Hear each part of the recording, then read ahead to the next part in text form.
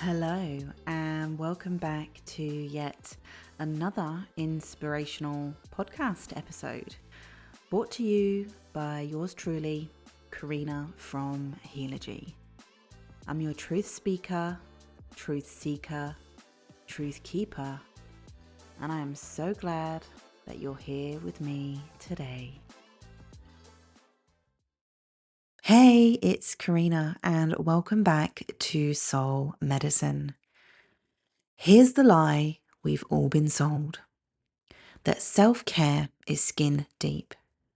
Nails, lashes, gym memberships, all the polished surface stuff. We'll spend hundreds on the outside, but when it comes to tending to our soul, that's where we flinch, hesitate, or tell ourselves it's too much. In this episode, I'm calling that out because true self-care isn't about glossing over the cracks. It's about meeting what hurts. By the end, you'll know why the mask never holds, what soul care actually feels like, and the truth bomb I wish someone had dropped on me years ago. Let's be honest. You can spend $300 on your hair and feel good for a weekend. The colour fades, the lashes fall, the mask comes off. And underneath, you still feel the same. That's not care. That's coping. It's like painting a smile on a cracked mask. It holds for a moment, but the fracture lines always show through. When I worked in the corporate world of education, my makeup was war paint. Whenever things were messy, restructures, politics, snakes in the office, I'd paint on my shield. Perfect eyeliner, lipstick sharp enough to cut glass. And here's the truth bomb I wish someone had told me then. No amount of mascara will cover the cracks in your soul. You don't need better lipstick.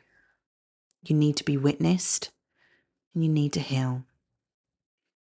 Because armour doesn't just protect, it weighs you down. Armour is heavy. And the weight followed me home. I snapped at my kids. I shut down with my husband. I'd carried the war paint energy into my family. This is the principle of cause and effect, one of the 7 Hermetic principles. Every action has a reaction, or overreaction, as my husband would say. And before recording this episode, I asked Spirit what they most wanted me to tell you today. A channeled message specifically for the collective, for the women out there longing to see the first glimmer of hope they've had in years. And this is what came through in the cards. The Ace of Swords reversed shows us that people think they're cutting to clarity when they spend on surface fixes. But it's false clarity. A sword that doesn't cut clean. It's clouded thinking. It's distraction. The 4 of Wands reveals what women are truly craving isn't new lashes at all. It's belonging. It's safety. It's homecoming. It's the soul's desire for genuine connection and inner foundation. The 7 of Cups shows the confusion and fantasy, drowning in marketed self-care options that don't heal. The 2 of Cups reversed points to the cost. Disconnection from yourself. You keep outsourcing care, but it never creates intimacy with your own soul. And the 7 of Swords? Well, that's avoidance. Sneaking away from the real work by distracting yourself with surface rituals. So here's the medicine that Spirit wants you to hear. Soul work isn't just another option on the self-care buffet. It's the only one that actually restores true self-connection. Everything else is a clever escape, an illusion, smoke and mirrors. And here's the truth you might not want to hear.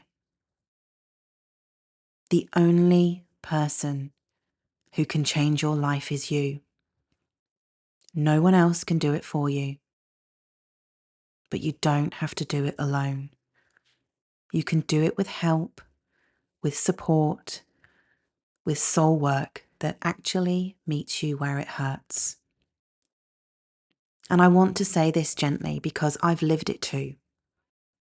I've numbed pain through self-harm. That's the raw truth. Same pattern, different mask. Replacing emotional pain with something else because the ache felt unbearable. I'll be going much deeper into my own story with self-harm, what I learnt from it, how it shaped me, and the medicine inside it, in my new paid podcast feed. That's where I'll talk about the things that are too raw, too taboo, too sacred for the free episodes. So stay tuned for details. Coming soon to a cinema near you. Not really a cinema, but you get the vibe, right? And I'm not saying don't nurture yourself. If you're going out for a date night, sure, glam up, make an effort. But let's be real, most of us would rather be in bed by 8, the second the kids go down. Or curled up on the sofa with Netflix and a block of chocolate. And let's even be more honest. On the rare nights we do go out, all we end up is talking about the kids anyway. So I may as well just save the money and order a pizza in my pajamas. But here's the reframe. What if instead of spending $300 this month on your hair, you invested it in your healing? Because when my clients do, here's what happens. They feel lighter. They smile again for the first time in years. They rediscover a sense of purpose, like life means something again. The hair dye fades, but the healing holds. So I want to ask you, when you look in the mirror after a long day, what do you see? Do you see the mask? Or do you see the woman underneath? The one who's craving to be held, to be heard, to be healed? Because she's the one I'm speaking to today. She's the one soul work is for. This is what soul care actually feels like. It's the first deep exhale you've had in months. It's your shoulders finally dropping. It's crying without shame because you're safe to fall apart. It's waking up the next morning and noticing the heaviness isn't sitting on your chest quite the same way. And Spirit also gave me a practice for you. To take a piece of paper and write down the following. What masks have I been wearing in the name of self-care? What's one thing my soul is quietly asking for underneath the noise?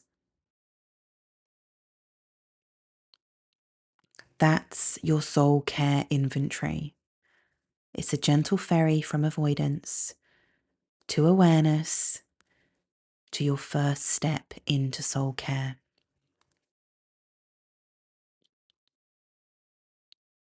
And here are some more eye-opening truths for you today. Self-care is a bubble bath.